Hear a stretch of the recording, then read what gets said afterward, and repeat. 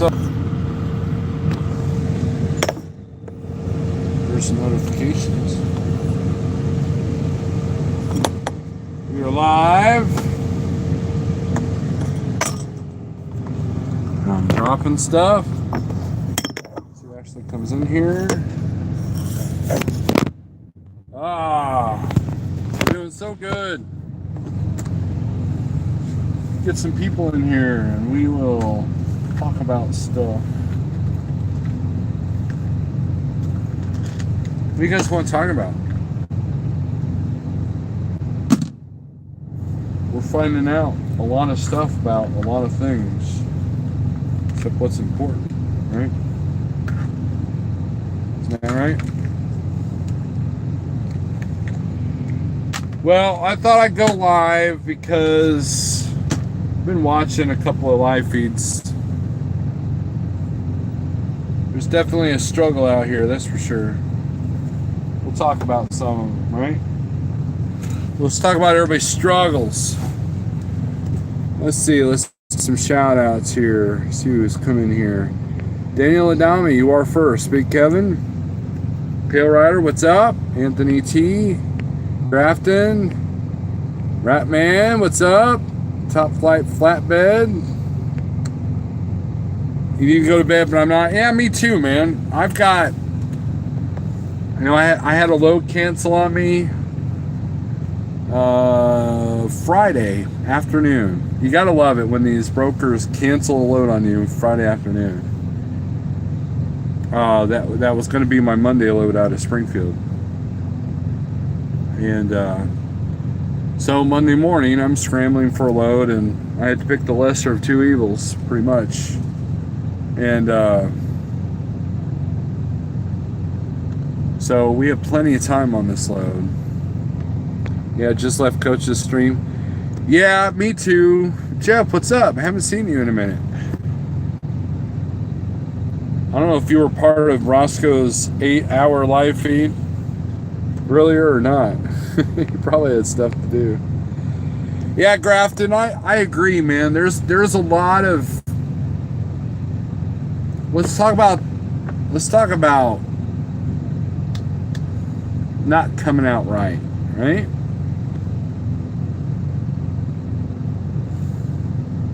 What? Here's the simple thing, right? Just like in any business, there are predators in the business world. And trucking has some of the biggest predators out there, okay? When you come out as an owner-operator, you've got the cards stacked against you. You can go out and buy a brand new truck, cash, okay? And that truck can still break you. It depreciates. It's a depreciating asset. And if you come out with no money or no credit or both, the cards are really stacked against you. And these lenders know this. These big lease companies know that. And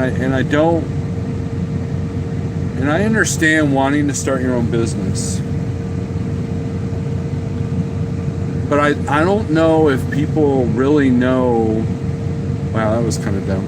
I don't know if people really think about the fact that there are so many things that can go wrong. There was somebody talking in Coach's live feed that he bought a truck from Low Mountain, and he had all these things go wrong, and it's like, it was incredible the amount of stuff that went wrong with that truck,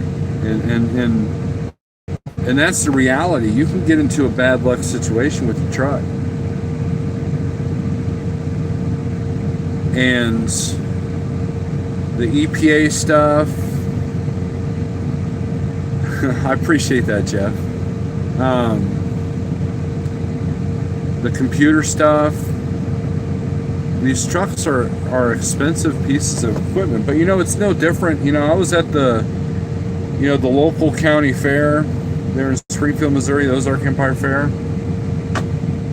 This past week, they had small backhoes, small ones. They're like $160,000. And They had like those little Bobcat things for like, those were like $60,000. I mean, it's anytime you go into any kind of business, it's a huge risk. It's a huge expense, right? And there's too many people that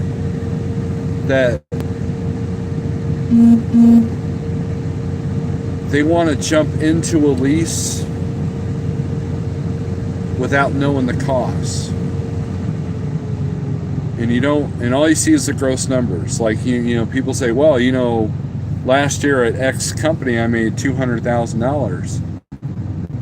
No, you didn't. You didn't make $200,000. The company that is your company grossed $200,000. What did you net after you paid yourself and you paid the truck and you paid everything else? What did you net? That's the number. And when people see those real numbers, then they go, wow, I can make more money being a company driver. Wow, I can make more money, you know, working at McDonald's. Now, with that being said, the mentality of just running a business and the mentality of building a business, those are two different things.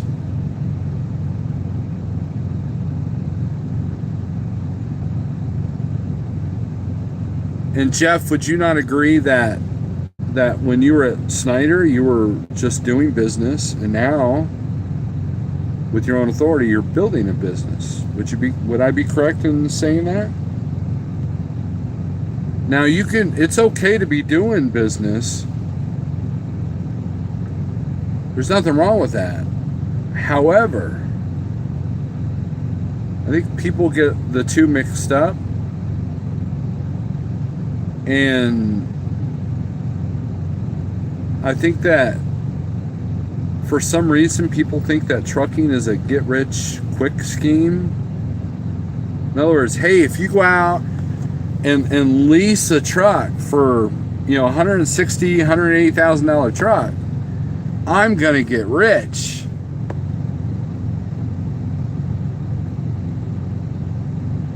Because I too can make $250,000. No, you're going to net 40. You're gonna make the truck dealerships rich. You're gonna make the lease companies rich. You're gonna make the oil companies rich. You're gonna make the dealerships rich. You're going to make everybody rich but yourself if you don't put yourself in the right position.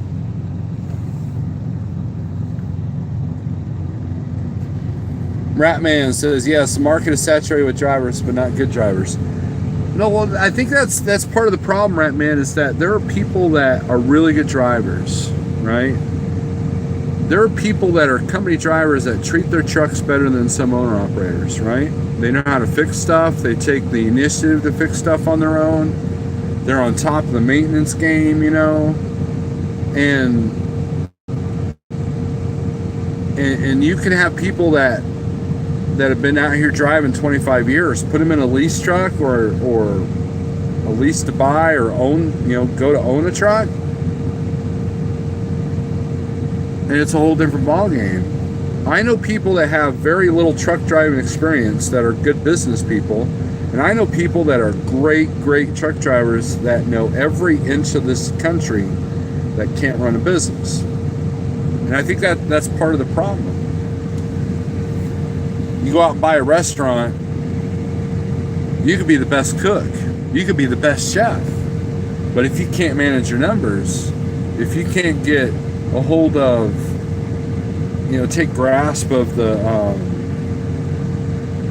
you know, the overhead and the food cost and the help and the continuity and everything else, you're going bye-bye. I don't care how good of a cook you are. It's the same thing. And to face it, there's a little bit of luck involved with this too.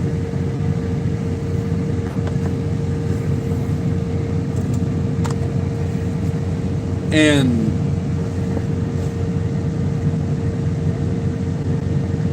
And the problem is you have predatory companies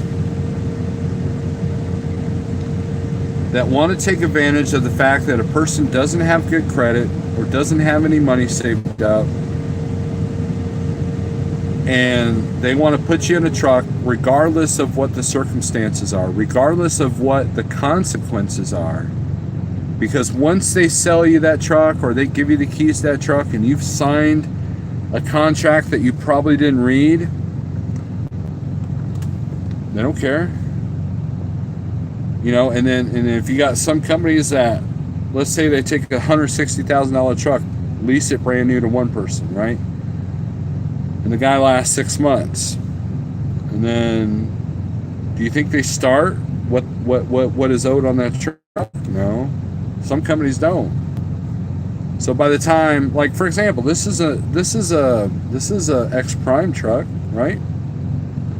By the time this truck hit MHC parking lot, and I'm the poor sucker that bought it, this truck's been paid for twice. They've made all their money back on that truck. Now, I've been extremely lucky, knock on wood, with this truck, but I've had major repairs. And I'm getting nervous that the next one's coming down the line. Because of computers, because of emissions, because of, you know, the stuff that I've seen people with the same exact truck I have having the same issues. Now, with that being said, I'm in no position to buy a new truck right now. Just not. Now, I have the credit to go get one. I could even borrow the 10 grand that I might need to put down on a truck. But given the state of the market, and given the state of my own limitations, I'm not confident to do that. Now, Gary Compton did a really good video the other day talking about different aspects of the future of trucking. And while, you know, you got the doom and gloom over here and you've got the perfect positivity over here, I try to be more in the middle. There's a lot of things that he said that I've seen myself, and right now there is a war against small carriers. There always kind of has been, you know. And like I said, mega carriers take only like 5% of the whole trucking industry. However, just like any other business, any other industry, the big guys are killing the little guys. How many small mom and pop stores does the big box stores take out? How many small shops have been taken out by the almighty Amazon, right? Trucking's no different. The people with the money are the ones that get into Congress. The people with the money are the ones that make the laws. People with the money are the ones that created the emissions. And the people with the money are going to find a way to create more money for themselves. And that involves a lot of the things that Gary Compton talked about. And so I do not feel positive about the future of trucking. And it's not because rates are bad, it's not because of that, because I'm still doing okay, right? But it definitely doesn't make me warm and fuzzy on investing in new equipment.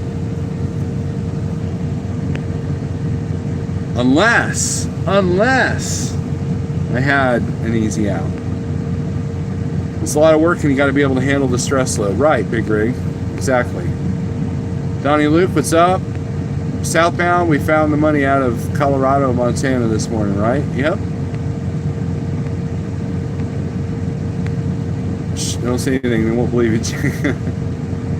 If you're on that plateau, my friend, you can call forward or back. You can fall forward or backward, right? I know, Ratman, and you and I have talked about that. I need to have a long discussion with you on this matter. Because I am at kind of a crossroads. You know, what do I want to do? I looked at the equipment I want to invest in the trailer. And it's not that bad of an investment, to be honest with you, but I don't know if there's a market for it. Not one that I can enter quickly.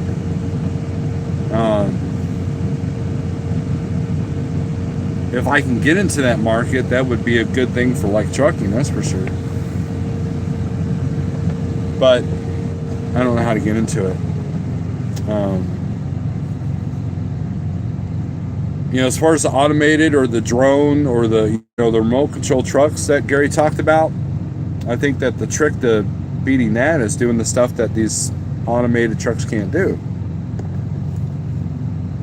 And whether you think it's possible or not, think about what they could do with planes. Somebody sitting on American soil in a desk can bomb a country half a world away. And in Europe, they're already using a lot of remote control trucks for rail yards and such. Shipping yards and that kind of thing. And so what can I do to combat that? You know what I mean? So it's I'm not trying to be all negative Nancy here, but by listening to all the people that were calling in and talking on Coach's live feed, and then seeing all the people shifting and breaking contracts and shifting companies and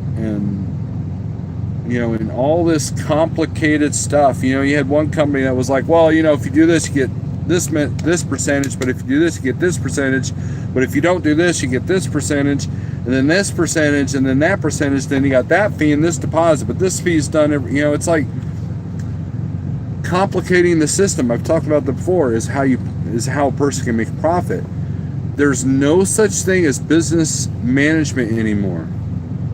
It's all business manipulation. Think about that. When you bring your truck into a shop, it's all about how can we manipulate the numbers to make it work. When you do a real estate deal, what is it? It's all about how can we manipulate the numbers to work for you, right? Or work for me. Trucking's no different. It's no different than any other business model that's out right now. The business model of trucking has changed,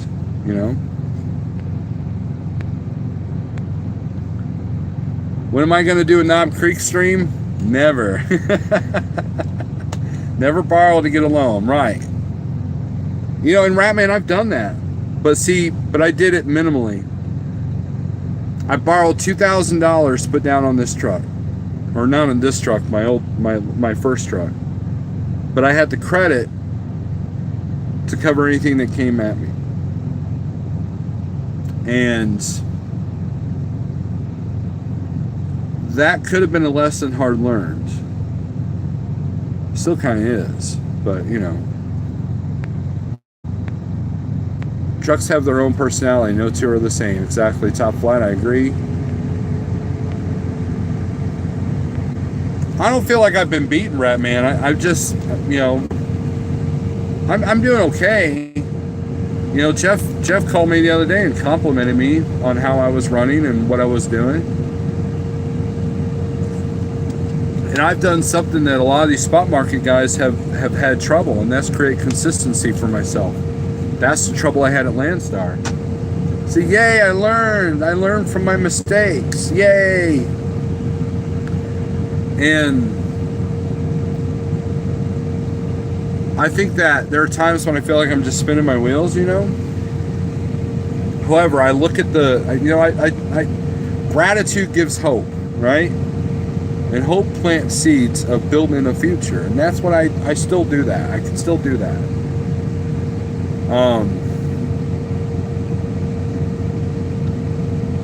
The only way I would invest in a new truck is if I can get it to where that new truck is affordable for the business model I've created. That's it. I'm not going to go out and get a truck payment that's $3,000, $3,500 a month. It's just not going to do it. And in order to get your truck payment down below that, you got to have a ton of money down. I don't have that right now. So we just keep going forward with what we got. The majority of my breakdowns in the last 5 years have been emissions or emissions related. Thomas Wilson, I agree with you. The only major repair I've had in this truck that wasn't emissions related was the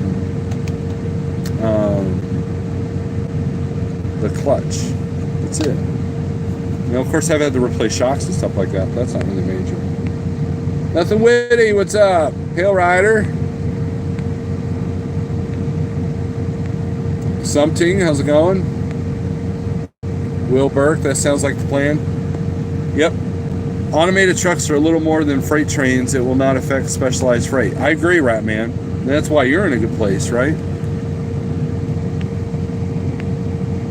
My percentage is better than your percentage mentality. Right. Well, that's the other thing, Pale Rider. No one's doing the true numbers. If you take our 80% and you take someone else's 85%, let's put them side by side. You know, what are their expenses? What are our expenses, right?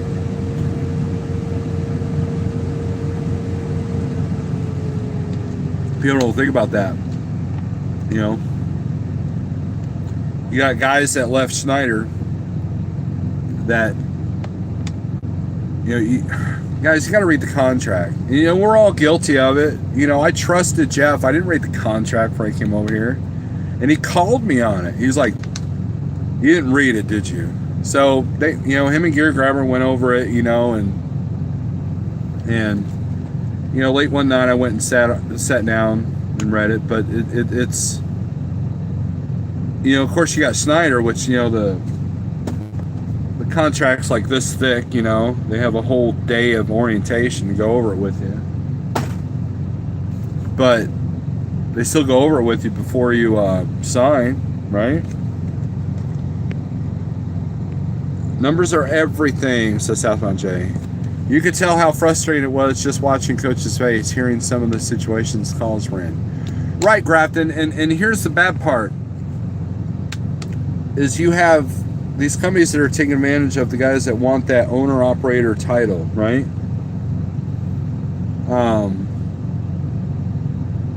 Recently had a friend said he wanted to go back into the lease operator world. And he was in the red in his bank account, his personal bank account. I'm like, you're not ready. As a company driver, if you don't have money in the bank or a credit card that will allow you to pay for fuel, pay for a car rental, or pay for a week's worth of hotels, you're not ready for anything. As a company driver, you hear all these stories about companies stranding their drivers, right? You better have a means to get yourself home, whether it be a plane ticket, rental car, bus, which, you know, I don't recommend that because you got stuff in your truck. You can't take all that in a Greyhound. A week's worth of hotel if your truck breaks down. One time, I was down a whole week as a company driver, and because the hotel wouldn't take T-checks, I had to use my credit card. The company reimbursed me, but if I didn't have that means, it would have been a difficult situation, you know, because they wouldn't let me just use a corporate card. You know, that my company was being dorks about it, but you have to be prepared for the worst. You know, I could literally start this truck up tomorrow and throw a rod. What would I do, right? Now, you can't prepare for everything, but see, that's the thing with trucking, is you got these companies that think that they've got you covered, and they don't. You know, some have this umbrella of safety of this. If it's a lease truck, then we'll just put you in another truck, and that's fine. But you're going to pay for that. You're going to pay substantial amount more money to have that privilege. You like for example, Jeffrey's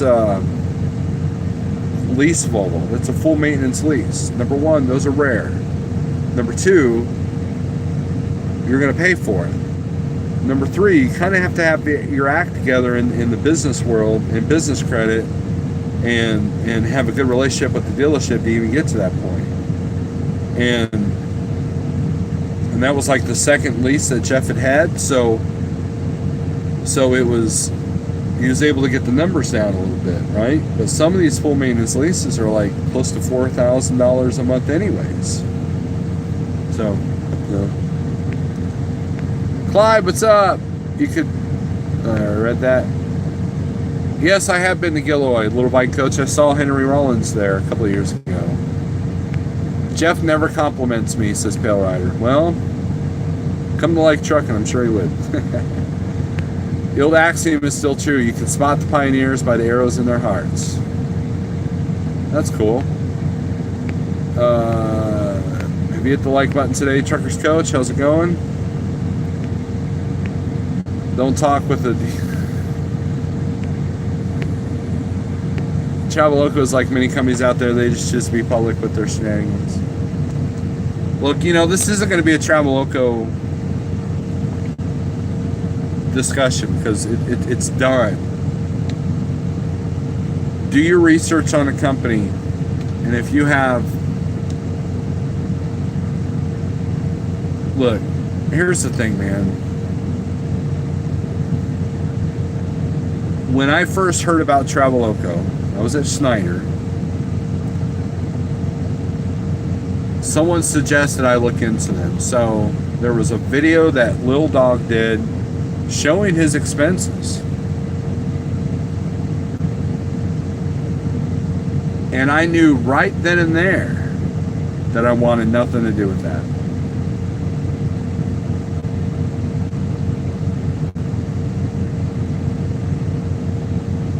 And I was doing well at Schneider. There was somebody in James Best's live feed that was looking at going to Mercer with an SFI truck. He was averaging $1.80 all miles at Schneider. In the Schneider world, that's pretty dang good. It's better than I did, right? But here's the key. Check this secret out, right?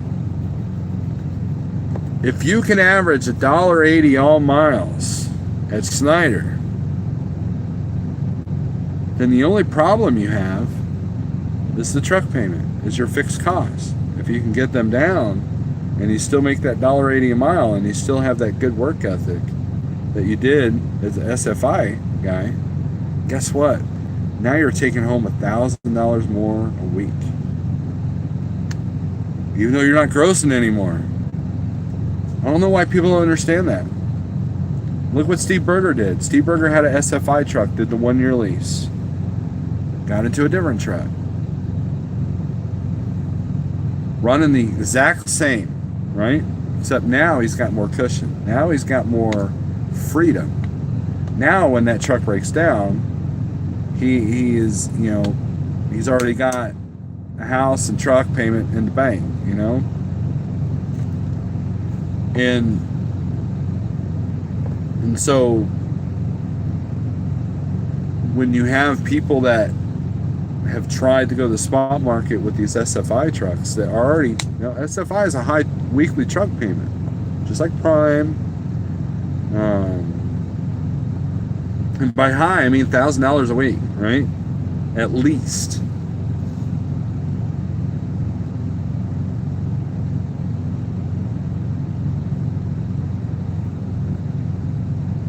And what makes those companies work is the drop and hook.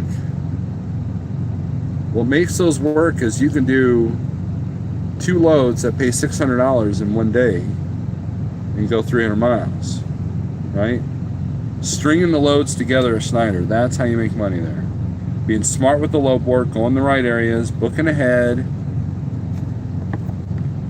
And that's tougher to do in the spot market. You're always live unloading. You're always live loading. And so, You know, and you can't get up at 3 in the morning and book a load. You just can't. Snyder, you can do that. I mean, well, you can if you use Uber and Coyote. I've done it. But, you know, the spot market requires a whole different set of mindset and a different set of skills. And I've told all the Schneider guys that. So the only similarity between Schneider and the spot market is that you choose your own freight. That's it. And the higher your costs are, the less freedom you have. That's the bottom line. If you own a restaurant, the higher your costs are, the less freedom you have. Why? Because you're not netting anything.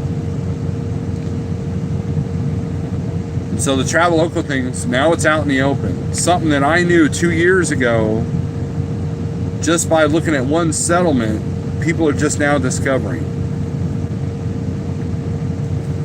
Are there successful people there? Yeah, but they've managed to tweak the system in their favor. And that's what you have to do. You know, maybe the guys that are successful there have their own trucks, have their own trailers. They avoid some of the fees because they got their own insurance or they got their own plate, right?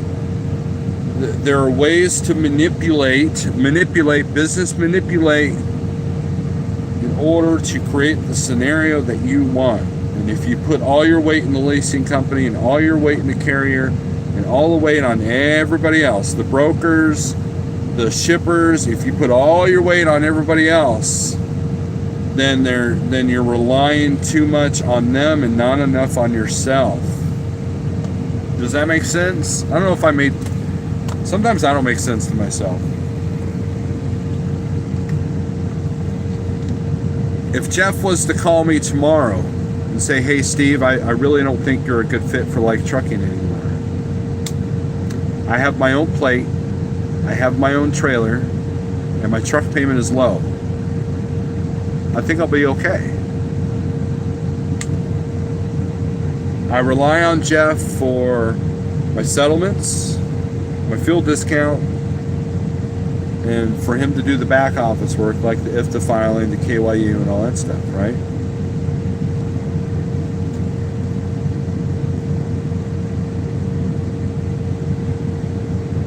It's not Jeff's responsibility to make sure that I'm always loaded. It's not Jeff's responsibility to make sure that these brokers are paying me enough. It's not Jeff's responsibility beyond what I've asked him to do. And these people that blame the carrier for all their problems, or they blame the brokers for the problems, or they blame the government for their problems. Okay, for example, if you feel that the brokers aren't putting up enough money, then you have to set up your business where you're not relying on brokers. Problem solved. Easy. Or find the way to make the brokers pay. What can you offer that the guy with the rattle trap next to you, what can you offer that he can't? Service, relationships. And are there crooked brokers out there? Absolutely. But they are doing nothing more than what any drivers are doing. They are cutting their costs and moving freight for the best number that works for them. They aren't here to hold your hand. The carrier's not here to hold your hand.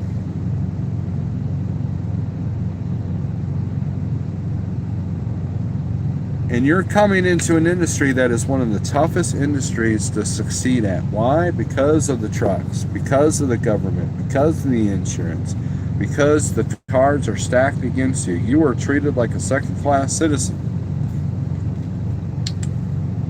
And you have predatory companies that would love to make money off of you. Hey, you got no credit? We're going to charge you 20% interest on something. Boom, now they're making money. And if you have to give up the vehicle, guess what? They'll just find somebody else to put in it because you want the title owner-operator. James Best has talked about this.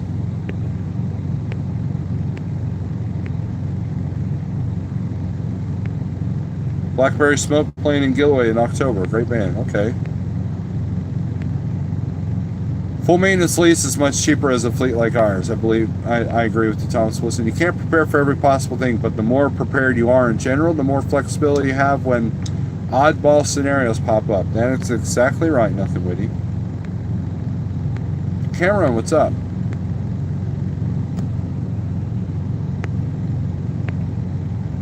You're the new spokesperson for Snyder, says Pale Rider. Why are you still up? I slept really good last night. That's why. Snorler wouldn't... They don't yell enough. I like non-yelling stuff, little white goats. Pale Riders.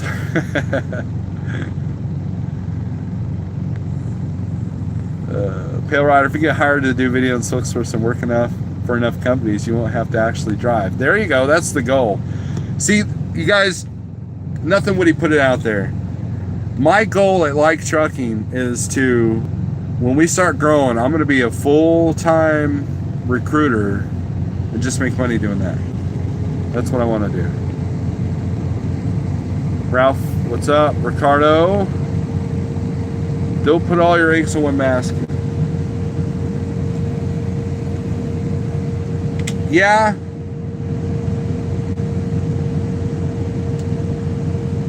I think the problem with the driver broker relationship is that you're a salesperson. Face it, a lot of people are truck drivers because they don't have the best social skills. They're not in the office smoozing with everybody, you know?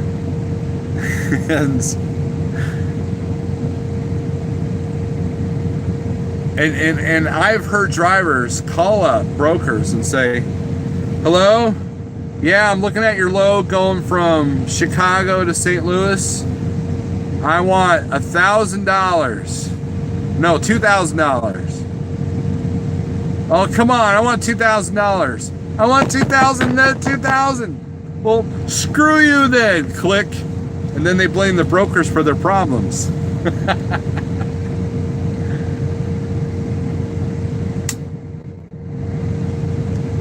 Did you like my acting?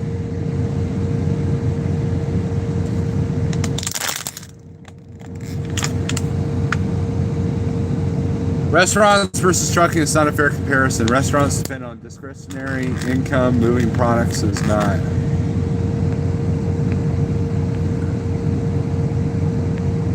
Thomas, do you miss Gear Grabber? Can you be a broker and a driver at the same time? Rick, yes you can. I know a guy that did that. I know a guy that knew a guy that knew. No, I actually have. See, when you have a broker's license, it's a lot easier to go to the shippers and say, hey, I can move this many loads for you, right? And that is very possible. But again, the big brokerages make it hard for the small guy, right?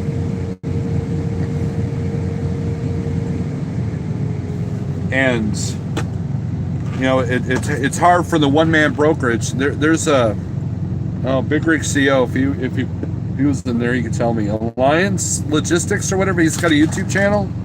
He talks about becoming a brokerage. Becoming a broker is not an easy thing.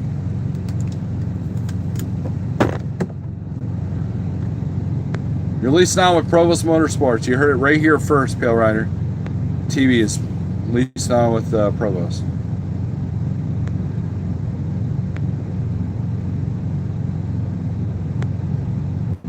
I should buy. You know what?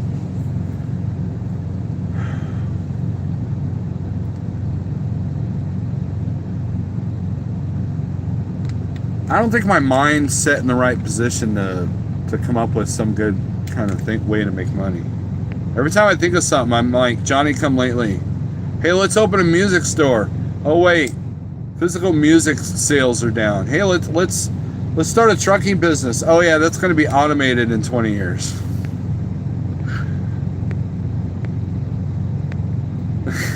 Fennell, what's up? I saw your fruit oatmeal comment. I'm sorry. How you doing? You love the full maintenance lease with Ryder. I'd be curious to know how much you're paying for that there, Fennell.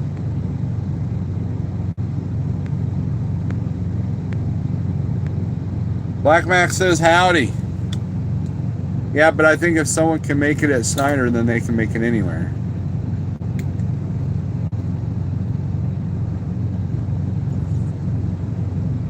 Well, here's how to make it at Snyder. I'm going to tell you how to make it at Snyder.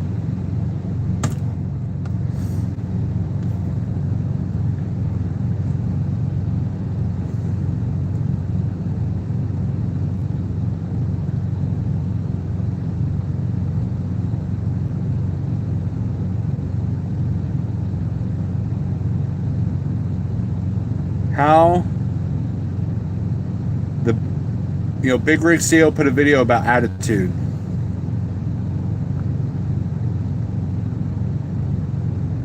And I think that when I went to Snyder, I was grateful for the different things that a lot of people gripe about. For example, the drop and hook, the crappy Snyder trailers, right? I was grateful for those because the drop and hook at Landstar was a challenge. You know what I'm talking about, Triple T. There were agents that tried to give me the runaround because they didn't have another trailer at the customer. And if you don't get a trailer if you do a drop and hook delivery and they don't have an empty trailer, now you're on a trailer search. That ain't so easy. And Landstar does not pay you to get that trailer. Snyder does. Boom. So now I'm grateful for that. Not to mention Snyder's got 50 times more trailers than Landstar does. Boom. Grateful for that. Is it a headache to go get a trailer sometimes? Yes. Does it affect the loads I did? Yes. Are there times when I find bad trailers, or tires and brakes and stuff? Yes. But that's part of the luxury of having all the drop and hook that allows you to fill in the gaps and do drop and hooks on Saturdays and Sundays, right? Landstar, you don't know what you're going to get with truck order not used. Snyder, you got 150 truck order not used. So if I show up at a shipper and my load's not there, and I got a truck order not used, boom, it's there. It's right there. Landstar, you only get 65% of that, and you got to wait a week for that if the customer even pays it. So boom. Everybody else is like, I can't believe I only got a truck order not used because it's load canceled. Rah, rah, rah. But I was grateful because now if I kept my deadhead less than 150 miles for that load that canceled, boom, I just made $1 a mile. More than $1 a mile on that truck order not used. See, it's all how you look at things. It's all perception, right? And I know that it's a little bit harder to be more positive about the Snyder model when you have a Snyder finance truck. And so I had that advantage. But you're right. If you can make it at Snyder, then you're doing very well at Snyder, and you want to get to a different level, such as owning your own trailer and building your authority, or building a business dealing with brokers and spot market and doing oddball freight and that kind of thing outside of the box, then Snyder is a good start, right? And I couldn't tell you how many drivers I ran into at Snyder that were like, I can't believe you came here from Landstar. I'm trying to get on with Landstar. I'm like, you can have it, because it did not work for me.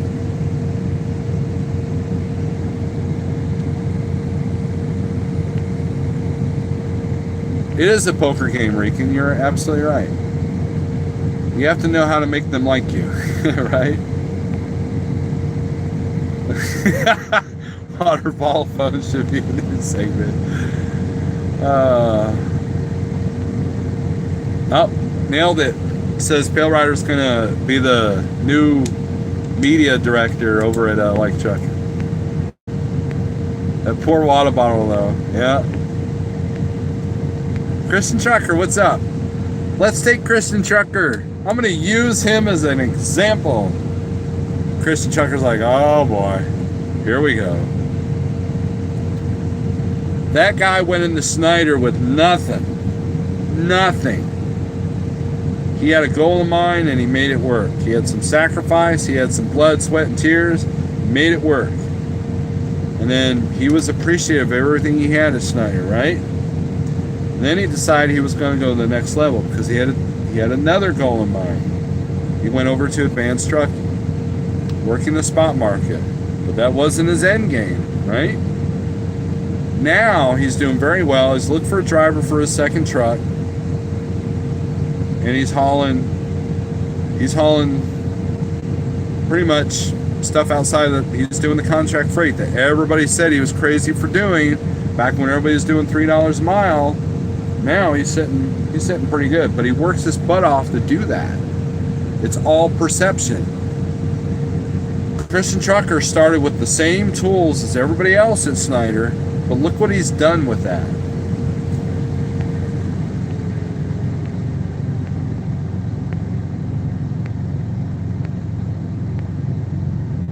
There's a lot of talk about Metallica about performing at the Super Bowl. You think that will ever happen? Ricardo, I doubt it. They tried to start that buzz last year. But the problem is they won't do it because, I mean, they would want to do it.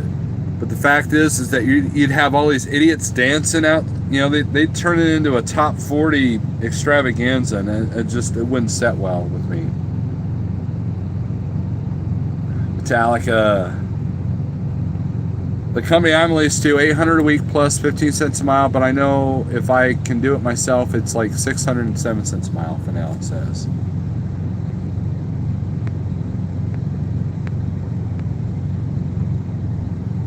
You heard it here first. Pale Rider is a Duran Duran fan. Hey y'all, my battery almost dead. Good to actually make a live video, LOL.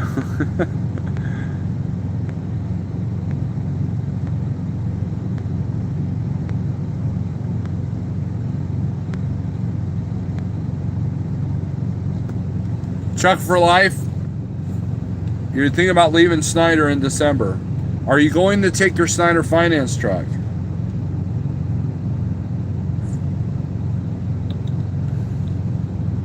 Because I think that you would do well if you got rid of the Snyder finance truck.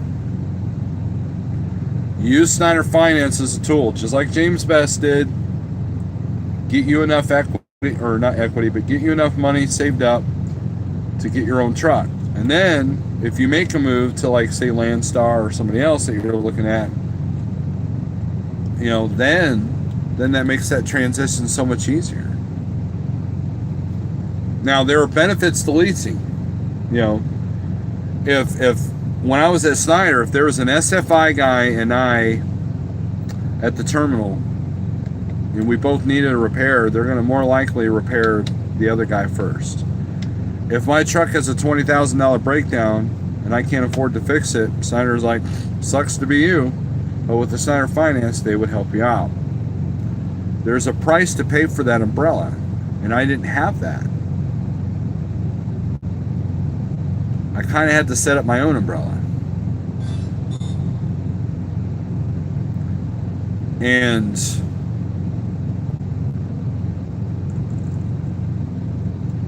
I've made mistakes. Trust me, I'm not Mr. Master Business person by no means.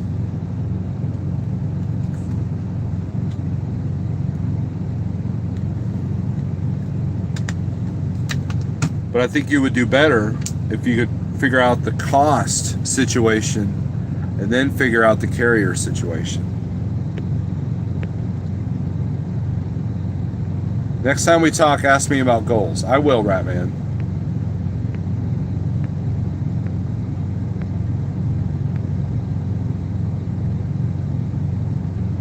It's a pain finding drivers, LOL. Thanks for using me.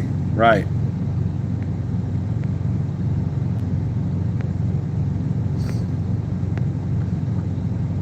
And to face it, Christian Trucker wanted to, like, use the Snyder Finance as kind of like he would be the owner of or the leaser of several trucks and put drivers in them. I know guys at Prime that do that. They make good money doing that, but Snyder said he couldn't do that. So he went to a company that allows him to do that. And that was his next goal. You know, and that's what he did.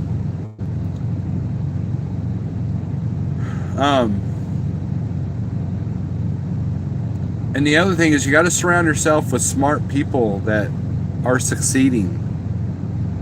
There's too many people relying on YouTubers like myself.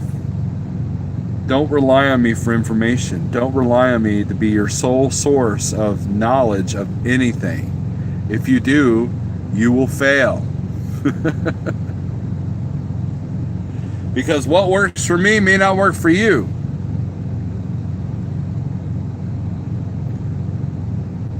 But with all this stuff, with the YouTubers I've watched, and all the stuff I've been reading on Facebook, there are a lot of people that literally are struggling because of their own weaknesses, and they're blaming everybody else for them but themselves. If I fail tomorrow, I'm only going to blame myself.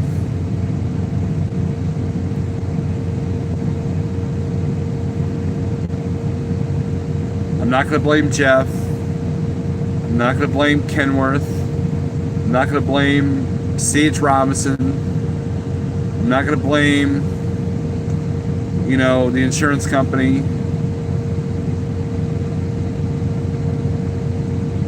I'm not going to blame the fact that the good old days of trucking are gone. I'm not going to blame that. I'm not going to blame technology. I only have myself to blame.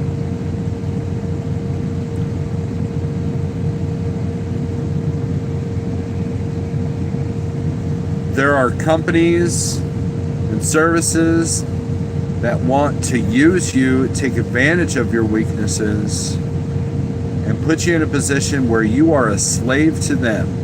If you are paying $2,000 a week in fixed expenses at your carrier, you are a slave to that carrier. That's not freedom. That's not the freedom of owning my own business. No, no, no, no, no. Unless you're making 10 grand a week. Is anybody out here making 10 grand a week hauling dry van or reefer freight consistently every week? No. $2,000 a week is good for heavy haul. People with 18 axles on their trucks. Those are the kind of, the big money, right? If you take the numbers Coach put out about Traveloco this evening, it was like $1,800 and add an SFI payment of $1,200. You're looking at $3,000 in fixed expenses before fuel. And if you do 2,000 miles a week, you might be spending $800 to $1,000 in fuel. $4,000 a week in expenses. That's not including, low boards and your cell phone bill and your home expenses. Everybody forgets about those. If you have to run $4,000 a week just to break even, just to say that you're getting a paycheck, you are a slave.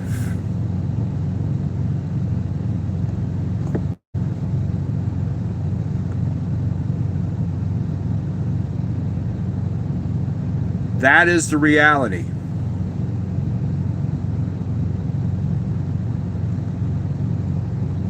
Everybody's making money off of you except you.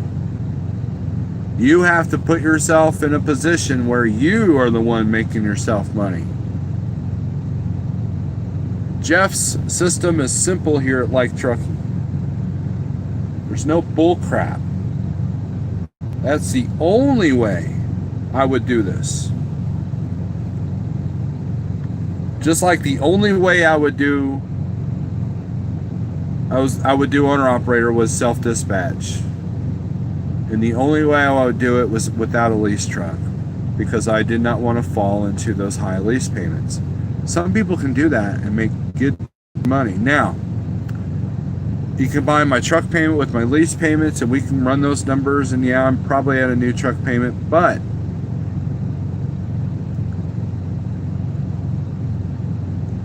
I could walk away from this truck at any time. I am not a slave to it. Hello, Denise. YouTube has almost all the knowledge, says Christian Chucker.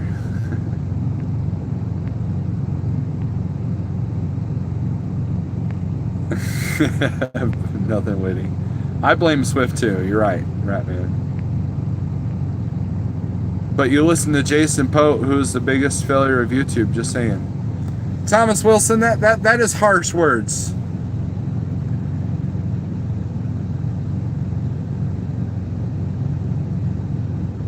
That's the problem with YouTube.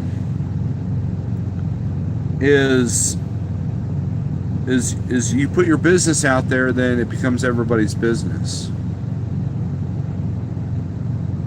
And I do not judge people for situations that they've put themselves in.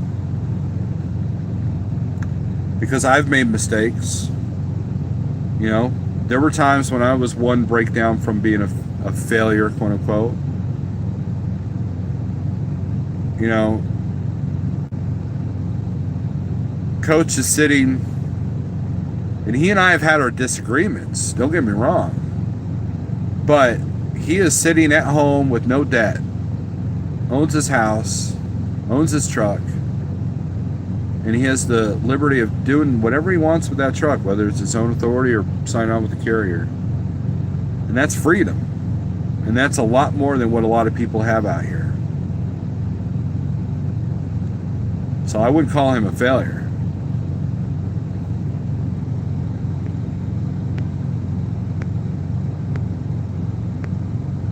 One, I'm going to start now. Okay, thank you.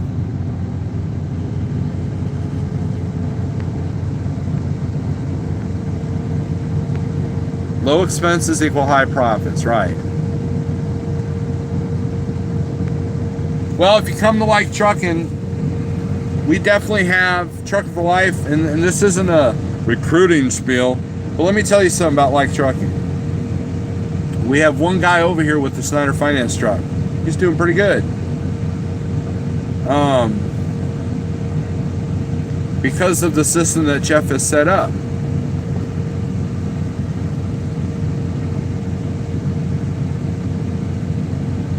If you add more expenses to the SFI truck without the SFI structure, it's very difficult. Ask the guys at Advanced. And see, and that's by design. Do you think Snyder wants you to take their SFI truck and put it anywhere? No, they would rather, they'd rather have it home hauling their freight on their model that they've created. And that's how that model is designed. If I ever had to do a $4,000 a month truck note, it wouldn't be in the spot market. It would be a Schneider. Now, back when freight was, you know, the highest it's ever been in the history of trucking industry, then yeah, it was easy to make it work. But you know, Southbound Jay, he's doing pretty good here with this SFI truck. I like the way you don't sugarcoat things. Ralph, I did a video a while back where I apologized because I realized that people were listening to things that I said and making life decisions with them. And that's why this whole YouTube mess is going on. How many people went to a company because of a YouTuber saying that it was a good company?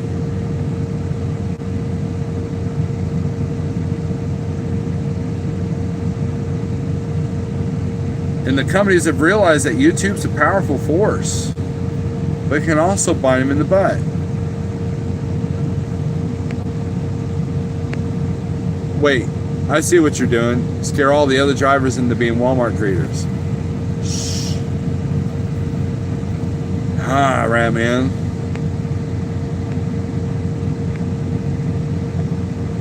I've learned tons from Pale Rider, like if you eat half a dozen donuts, you should drink Diet Dr. Pepper.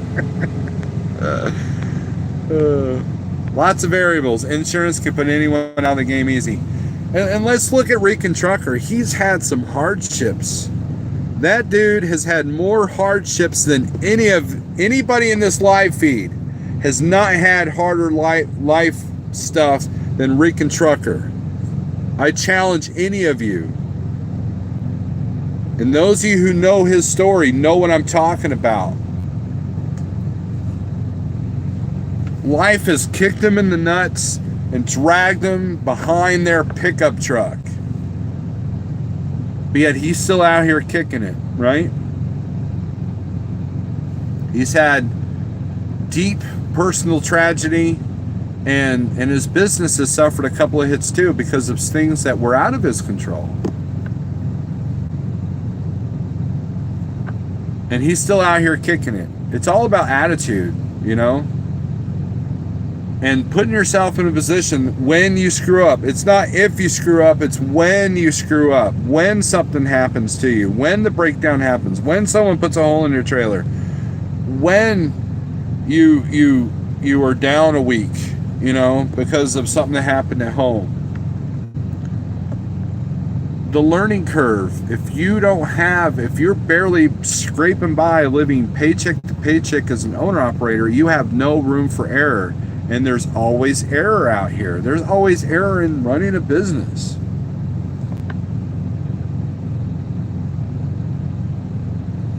But I guarantee you that nobody in this live feed has had as hard as Rican Trucker. And yet he's still out here kicking.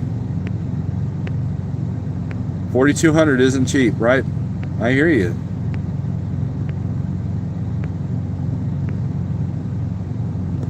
Good night, nothing witty. It is your bedtime, isn't it? Show it. You're up late. Guys, in other news, my youngest is starting high school in a week. Let that sink in. A moment of silence for me, please.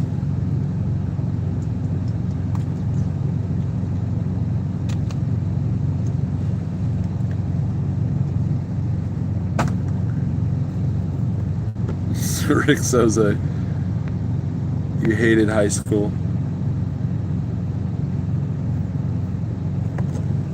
My high school years were quite different, I guess. Southbound J, 3 to 6 month expenses. I agree with you. I think what Jason's saying is that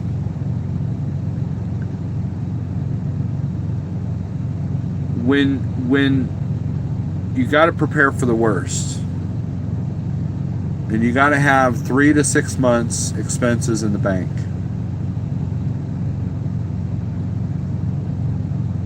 Then you can be a little bit comfortable. Then you can be a little bit pickier. Then you can then you can kind of wheel and deal with the brokers and take your time and run the right areas, you know? Now the good news is, if you come out in this market, if you come out and be an owner-operator, like you Snyder Finance guys, you come out and you make that work, guess what? Now, you're going to have this good work ethic instilled in you because you've had to do it, right? So, the harder it is to learn, let me rephrase that. The harder circumstances are that you learn from, the stronger you'll be. You know, Trucking Review Channel has talked about that. He came in during a recession. So, when times are good, he definitely makes the best of it. When times are bad, he knows how to prepare for it.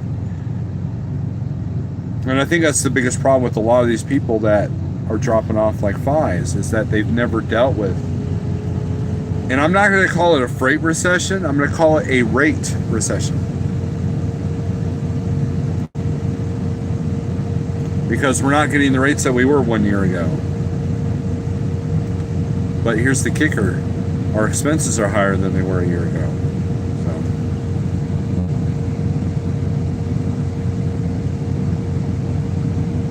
There's a Stevens Transport here in the parking lot of Little Samson Flagstaff with his wife and like 6 kids in the truck. I've seen that before, Daniel. I'm definitely starting school in September. Been waiting 5 months for my birth certificate, so I ordered a new one. Well, Rick Jones, don't be in a hurry to be a business owner. Learn the trade first. Learn how to drive the truck.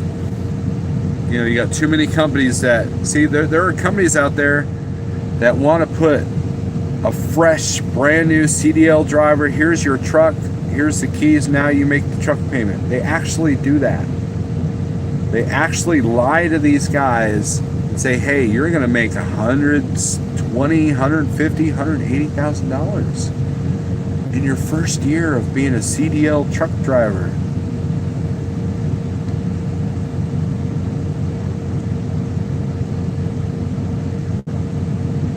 And that's shameful.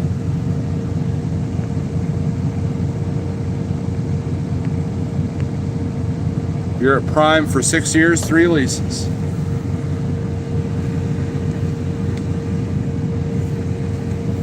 I know a guy that was at Prime and he worked straight for 6 months, never went home.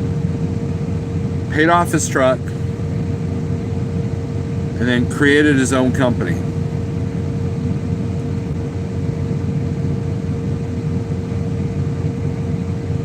And the goal when you do multiple leases, in my opinion, now this is my opinion because I've never done a lease, but I would think that the goal is that with each lease you get more equity and you get a better truck, and then it's easier to pay off. And once you got that paid off truck, you're golden, right?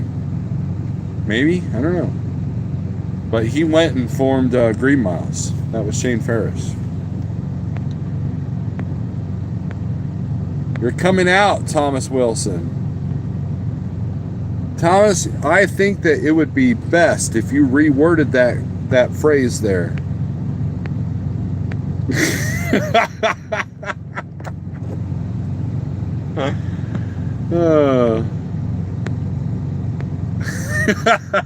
Pale Rider caught it. Yeah, I know, Fennell. I didn't want to say their name, but that's who I was talking about. But your cost is 75% of the LOL fine print, right? Well, guys, I'm going to make the announcement right now. Thomas Wilson is coming out. So, look for the next video.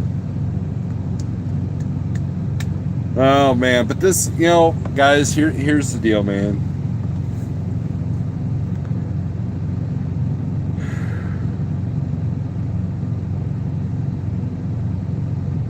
The stuff that Coach has been talking about, stuff that Little Dog's been talking about with Travel Loco, just shows that there are a lot of people out here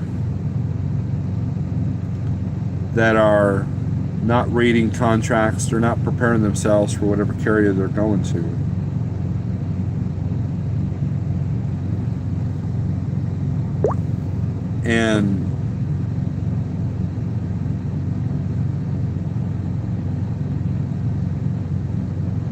And I believe that while I'm not setting the world on fire, sometimes I feel like I'm spinning my wheels. I've been doing this owner-operator thing for 5 years now.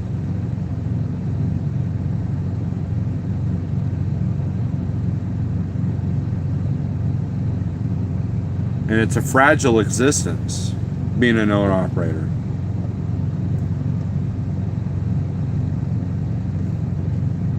You could have your own authority and have one ticket, say 20 over in a construction zone. You're done. If your insurance company wants to ream you on that. It's a fragile existence. You could be the best business person ever, but you could have a rear end collision where you kill a family, you know. It's gone.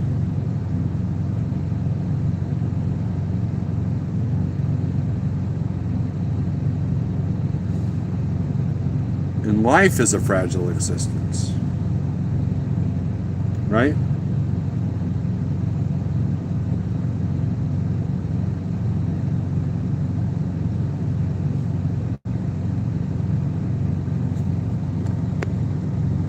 I was amazed, says Rick Souza. Little Dog made it seem like Traveloka was the best company when he was there. Little did we know he was getting screwed.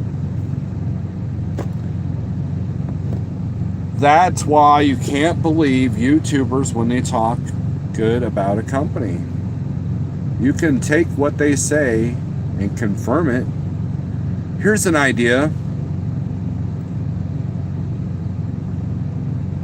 If you want to know about a company, call the people in the office. Call the other drivers. If you have a 100-truck company, talk to them. Ask to see the numbers. Ask to see the contract. If they will not let you see the contract, guess what? You don't want to work for that company. WIDA has a service where they will read the contract for you.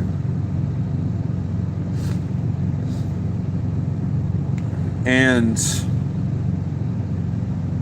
there are images to uphold, you know? If your job at a company was to bring in more drivers to said company, there's an image that you have to protect. And you have to take that with a grain of salt, you know? And I don't fault people like Little Dog that have done that, recruiting. Because in the end, it's all about survival. What can we do to survive, you know? Now, if I say come to like trucking, there's no referral bonus. We don't have a referral bonus. It just makes the company stronger, right? So I drive your truck and you go get a new one. Well, Thomas Wilson, you buy me a new truck, I will definitely do that. Also, little guy pissed me off because this dude doesn't care about the drivers. He's greedy. I don't respect that dude. Well, Rick, here's the thing though, Rick.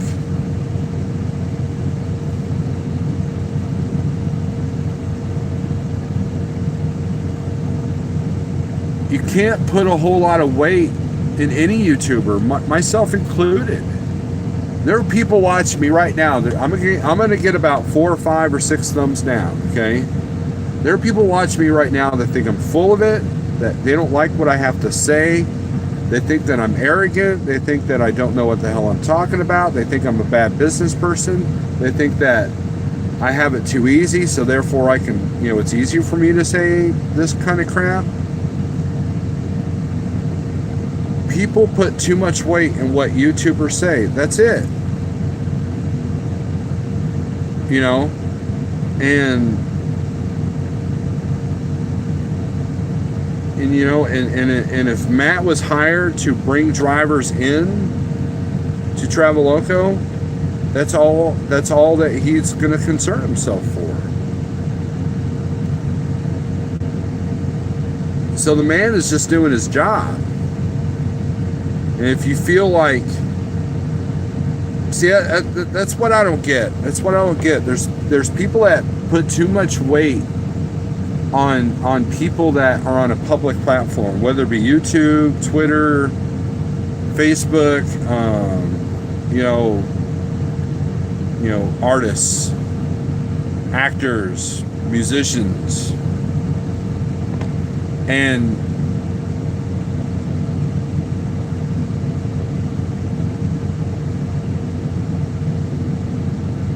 if there's a YouTuber that annoys you or annoys a person, why put yourself in that position? You know, I've never understood that. And I've met Matt in person. He seems like a nice guy. I've met Will in person. I've had no issues with him. I've met all these YouTubers in person. I have no issues with them because we're all at the end of the day, we're all just doing our own thing, right? And what I say is not any more or less important than what somebody else says, you know? And you have to look at, you know, you have to look at the whole picture, right? And if honesty doesn't come out then, it comes out now. And you just got to be grateful that you can see it now. Do your own research. Pale Rider is finally saying something serious. Don't rely on what people say about a company. Do your own research. Back in the day, I'm going to sound old now. Back in my day, before all the YouTubers were talking about companies, you had to go to Trekker's Report. And what you did is they had a list of companies that had issues, and you looked at the threads and you made your own decisions based off of that. And it was always the same: Swift, Sierra England, Werner, et cetera, right? And then if you wanted to know about a company, you put up a thread saying, hey, what do you know about this and this company? If 50 people say crap about that company, odds are I'd be leery about that. But if 50 people out of 60 people said it was an awesome company, then you got to look deeper into each person. Do they have an attitude problem? Do they expect too much from their carrier? Do they expect their hands to be held? See, that's the thing. Attitude is a big part of that. Anybody can make it work in any company, depending on their attitude, right? There are people at Travel Local that are succeeding right now. No. How? I don't know how. It's beyond my vision, but there are, right? But you have to, like for example, before I went to Landstar, I went up to every Landstar driver I could talk to, and you know what they said? Oh, I've been here 20 years. That's all they would tell me. I've been here for 10 years. I've been here for 20 years. I've been here for 30 years. They wouldn't tell me much more than that because they didn't want me coming in and taking their competition. So, but the fact that when I went over there, that gave me confidence to go over there, because that's one of the things that see, here's the thing. If you have trouble finding information on what drivers think of a certain company, but you can look at the fact that the turnover rate is really low, that is a good indicator that they're a decent company. When I went to Transland as a company driver, there were drivers that were there 15, 20, 25 years. If you follow Transland on Twitter, they celebrate each driver's anniversary. And you got guys that have been there 2, 3, 5, 6, 8, 10, 12 years. It was the only company I've ever worked for as a company driver. And I'd still be there today had I not wanted to do this owner-operator thing. And that's the true test of a company, is their longevity. Whether it be owner-operator side or company side. If you're the kind of person that's jobbed hop, is it the carrier or is it you?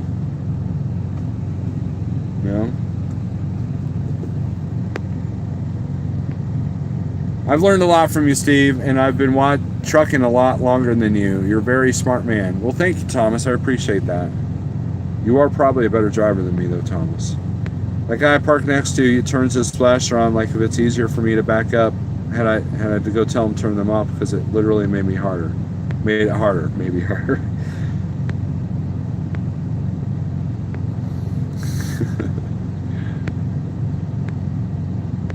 I get it, man. Rick Jones, have a good night. I get it. It is entertainment. It really is. It really is. And that's all it should be.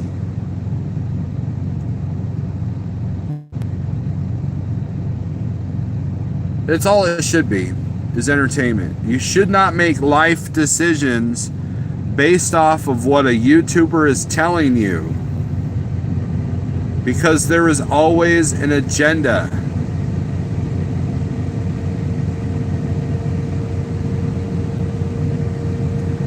My agenda is I don't want people to come out here and be taken advantage of. My agenda is that I want people out here that have good attitudes, because the more people with better attitudes out here, the better this job would be, right?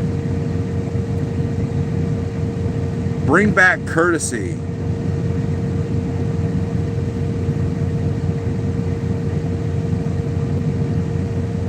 Agenda free.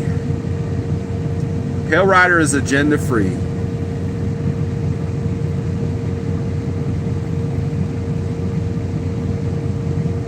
Anyways, this has been a good late night discussion. I gotta piece together my CPAP. You guys want to see my CPAP machine? So, where's the bag? First of all, I keep it in this bag because it's more protected than the pathetic bag that the hospital gives you, or the clinic gives you.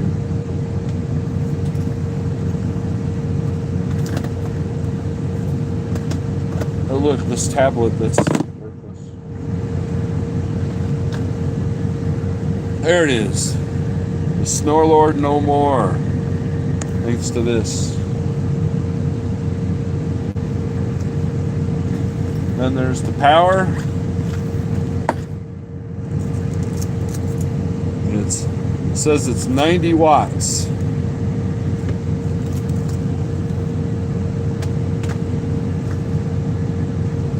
And a phone charger.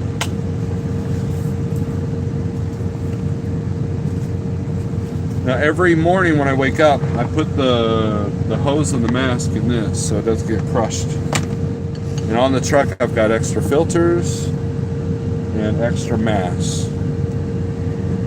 And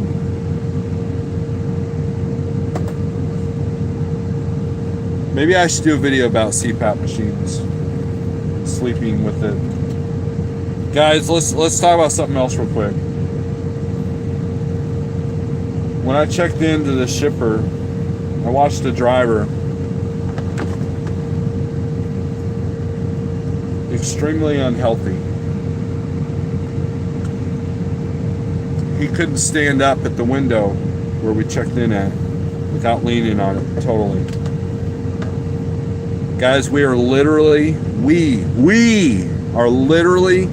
killing ourselves out here. By the way, I unplug this every night because that way it doesn't get all bunched up. This machine here is priced at $1,500. I got it for $7. So they had it half price. $700. So I don't go. So imagine that. We are literally killing ourselves out here.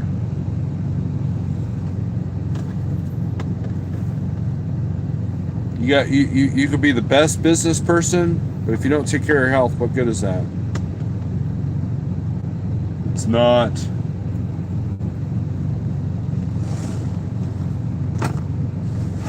So keep that in mind.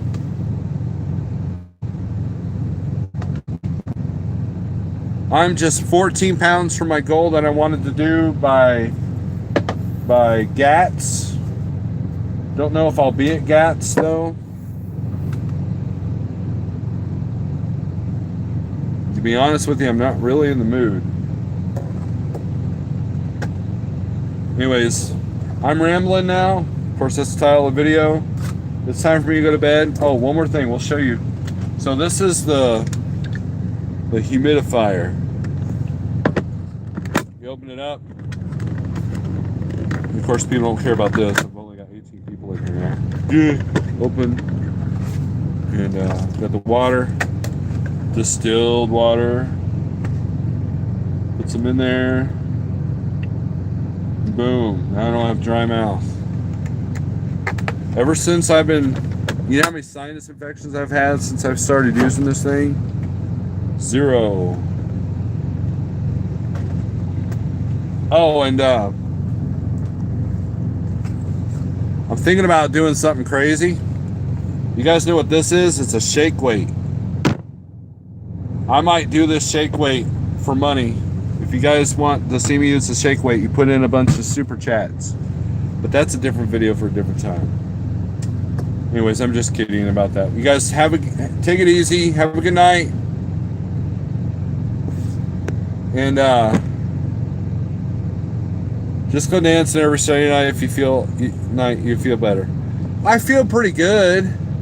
I mean, you know, it's just, I don't know.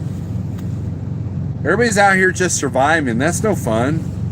We want to be frolicking and having, you know, having fun out here. It's no fun. But I'm making money. Jeff will tell you I'm making money. Right? Right, Jeff? Jeff, I bet you Jeff went to bed. He's like, I'm tired of these guys going live for 14 hours. All right, guys, take it easy. Thanks for watching. And I